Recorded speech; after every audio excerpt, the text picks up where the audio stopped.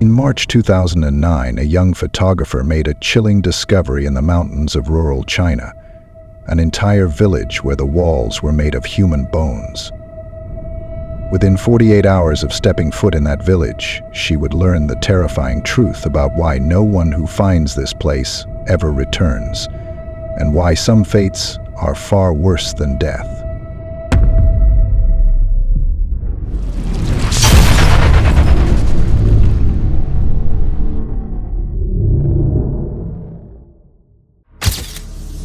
For 5 years, freelance photographer Olivia Wu had built her career documenting abandoned places across Asia. She specialized in finding remote locations that others couldn't access, places untouched by time and vandals. But when she discovered satellite images of a small village in the province that didn't appear on any modern maps, she had no way of knowing she'd just found her last location. One morning in March 2009, freelance photographer Olivia Wu was reviewing satellite imagery of rural China when she noticed something unusual. A small village in the mountains of province that didn't appear on any modern maps. The buildings were still standing, but there were no signs of life, no vehicles, and oddly, no decay. It was as if the village had been frozen in time. For Olivia, who specialized in documenting abandoned places across Asia, this was exactly the kind of discovery that could make her career. She'd spent 5 years building a reputation for finding and photographing remote locations that others couldn't access. But this village was different. It wasn't just abandoned, it was completely untouched. No graffiti, no vandalism, not even footprints from other explorers. Getting to the village took 3 days of careful planning and a combination of local transport and hiking. The closer Olivia got to her destination, the more she noticed something strange. There were insects, unlike any she'd seen before. Gray, translucent creatures about an inch long that resembled earwigs. They appeared on the trails, always moving in the same direction she was, but never approaching her directly. When Olivia finally reached the village, the first thing that struck her wasn't the abandonment. It was the silence. No birds, no wind in the trees, just complete stillness. The village consisted of about 30 traditional houses arranged in a circular pattern with a small temple at the center. But as she began taking photos, she noticed something that didn't show up in the satellite images. The architecture wasn't quite right. The walls of every building had strange, smooth protrusions. At first glance, they looked like decorative elements, curves and spirals that might be typical of local design. But as Olivia got closer, she realized these weren't carved or built. They were bone. Massive formations of bone that seemed to grow out of the walls themselves, too organic to be artificial, but too ordered to be natural. As she moved through the village documenting these formations, Olivia discovered something even more disturbing. The bone structures weren't just on the walls. They were the walls. Each house seemed to be partially formed from massive skeletal cages, as if something had taken human bones and reshaped them into architecture. But that was impossible. Bones couldn't be manipulated like that, couldn't be made to grow in specific directions. By late afternoon, Olivia had worked her way to the temple. Inside, she found what looked like a shrine, but instead of traditional religious items, there were small alcoves built into the walls. Each alcove was just large enough for a person to crawl into, and each one showed signs of use. Scratch marks on the edges, dark stains on the floor. In the back of the temple was a larger chamber, and there she found her first clear evidence of what happened. The chamber contained dozens of perfectly spherical bone structures, each about the size of a curled-up person. They were hollow now, but some still had remnants inside, dried organic matter and thousands of shed insect casings.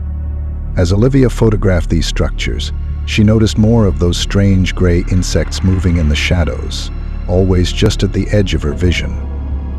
That night, as Olivia set up camp in what seemed to be an old town hall, she began reviewing her photos. The bone formations weren't random.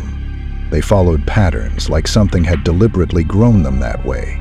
And in every house, she found the same layout. Small, enclosed spaces that someone or something had crawled into. Pantries, closets, even spaces under floorboards, all bearing those same signs of desperate entry. Around midnight, Olivia heard it. A soft clicking sound coming from all around her. The gray insects were becoming more active, moving with purpose now. She tried to sleep but found herself unable to close her eyes. Every time she started to drift off, she felt an overwhelming sense of danger. It wasn't normal insomnia. It was like her body was fighting to stay awake. In the early hours of the morning, one of the gray insects emerged from a crack in the floor, moving directly toward her sleeping bag. The moment she sat up, it retreated. More insects appeared from other cracks and crevices, each one advancing when she showed signs of drowsiness, retreating when she moved. Hour after hour, they continued this pattern, wearing her down. Looking at her photos again through exhausted eyes, Olivia began connecting the pieces. The bone formations weren't decorative. They were transformations. The villagers hadn't built these structures or fled from them. They had become them. Every twisted cage of bone she'd photographed had human elements. Fragments of skulls, traces of rib cages, pieces of spines warped into impossible shapes. And now these strange insects, the only living things in the village, were trying to get to her while she slept. As the sun rose, Olivia made a desperate attempt to leave, but her legs wouldn't work properly. Her chest felt tight, and she could barely breathe. She knew she'd been exposed during the night. While photographing, while setting up camp, at some point she must have dozed off. For just a moment. That's all it would have taken. Now, as she feels her bones beginning to shift and an overwhelming urge to find a dark, enclosed space, Olivia drags herself toward one of the house's cabinets. But she stops at what she sees inside. Another bone structure, perfectly spherical, its hollow eye sockets staring back at her. But these eyes aren't empty. They're moving, tracking her movements, fully aware. The villager inside is still conscious, still watching, trapped in their transformed state. As Olivia's body forces her to curl up in the darkness of another cabinet, she realizes with growing horror that she isn't just going to die. The pain isn't the worst part. The transformation isn't the worst part. The worst part is knowing that she'll be conscious through all of it. Her eyes will still see.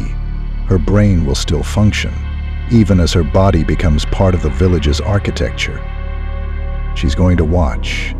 Watch as her bones reshape themselves. Watch as the Queen's children make their home inside her. Watch as future explorers pass by her new prison. And somewhere in the darkness, more gray shapes are moving, waiting for the next person who comes looking for answers about the village that grows. If you enjoy these terrifying SCP tales, don't forget to like the video and subscribe to the channel for more. On a cold Friday night in October, 4 friends in a rundown bar in Milwaukee made what seemed like a harmless bet about an old urban legend. Within 3 hours, only one of them would still be alive, and that survivor would spend the rest of their life trying to forget what happened in that abandoned hospital. But unlike most urban legends, this one had rules. Specific, unbreakable rules. And breaking them meant death in the most horrific way imaginable. The whole thing started because of a Reddit thread Tom had found about St. Michael's Hospital. He'd been looking into local ghost stories, but this was different. The posts described something impossible, a thing that looked like Waldo from the children's books, but wrong. It had no eyes, they said, and it killed anyone who knew where it was. Most people dismissed it as another creepy internet story. But Tom noticed something strange. Every account mentioned the same details, the same rules, the same warnings about never saying its location out loud. What caught Tom's attention wasn't the typical creepypasta elements. It was the oddly specific details that kept repeating across different posts. The yellow stains that appeared before an attack. The way it moved through walls like they were water. The fact that bodies were always found covered in illustrations, but never the character that caused it all. These weren't the kind of details people usually made up. Sarah's job at the used bookstore seemed like a coincidence at first. When she mentioned they'd just gotten a box of old children's books, including Where's Waldo, it felt like the universe was daring them to try it. Mike's knowledge of the hospital's security patterns sealed the deal. 4 people, just drunk enough to be brave, thinking they could test an urban legend and walk away with a good story. The book they found was strange. Water damaged, but the stains were yellow instead of brown. Several pages were stuck together, and the ones they could see seemed wrong somehow, like the crowds of tiny people were arranged differently than they remembered from childhood. But they were drunk enough to ignore these warning signs. The hospital's 3rd floor was exactly what the posts described. A children's ward with peeling cartoon characters on the walls. But it wasn't the decor that made them uneasy. It was the silence. No wind whistling through broken windows, no creaking pipes. Just dead air. And the feeling of being watched. The moonlight coming through broken windows cast strange shadows that seemed to move when no one was looking. As they walked through the ward, they noticed small yellow stains on the walls. They looked fresh, still wet in places, but there was no source. The group huddled around the book, taking turns guessing Waldo's location on various pages. Each guess was met with silence, but the air seemed to get thicker with every wrong answer. Greg was getting frustrated after 20 minutes of searching the book's pages. That's when he saw the supply closet.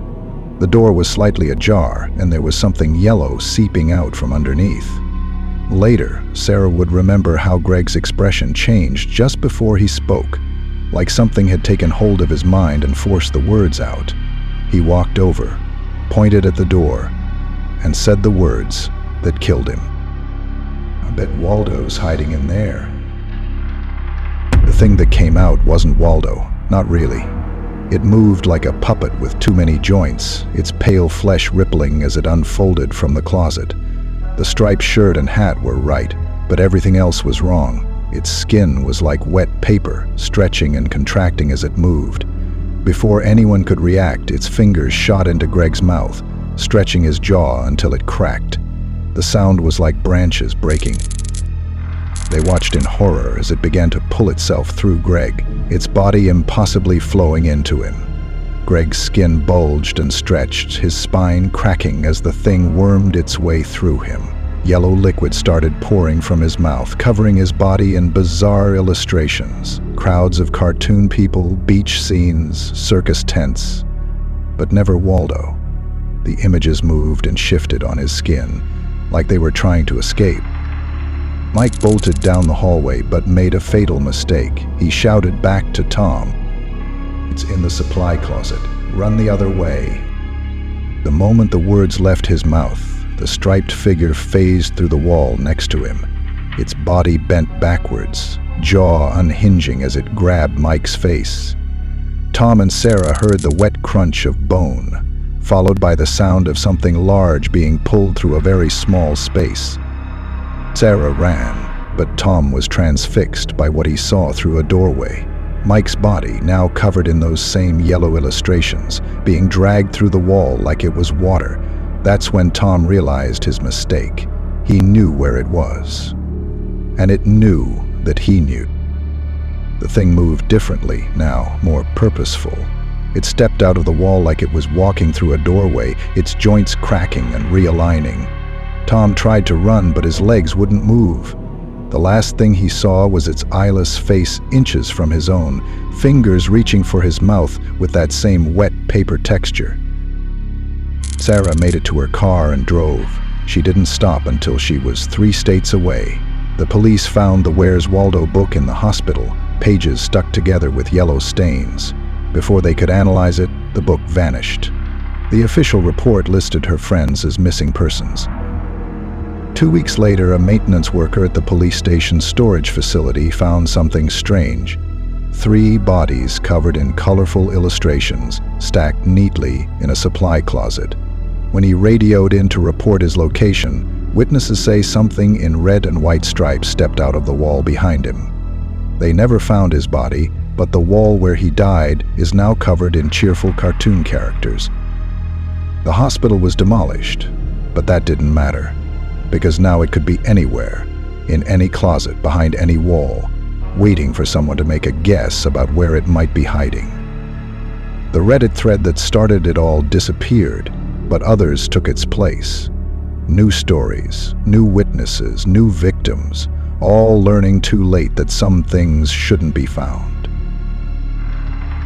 The thing about rules is they don't care if you believe in them. They don't care if you're joking, and they definitely don't care if you're just trying to win a bar bet. All that matters is that you never, ever try to find Waldo, because once you know where he is, he knows exactly where to find you. The yellow stains are spreading, they say, appearing in more places, moving through walls, waiting. Some people claim they've seen illustrations appearing on concrete, on metal, on skin. But no one who's gotten close enough to really study them has lived to report back. After all, you can't observe something without first knowing where it is. There you have it, 2 terrifying stories of encounters with SCP-439 and SCP-4885. If you enjoy these stories, don't forget to like the video and subscribe to the channel for more.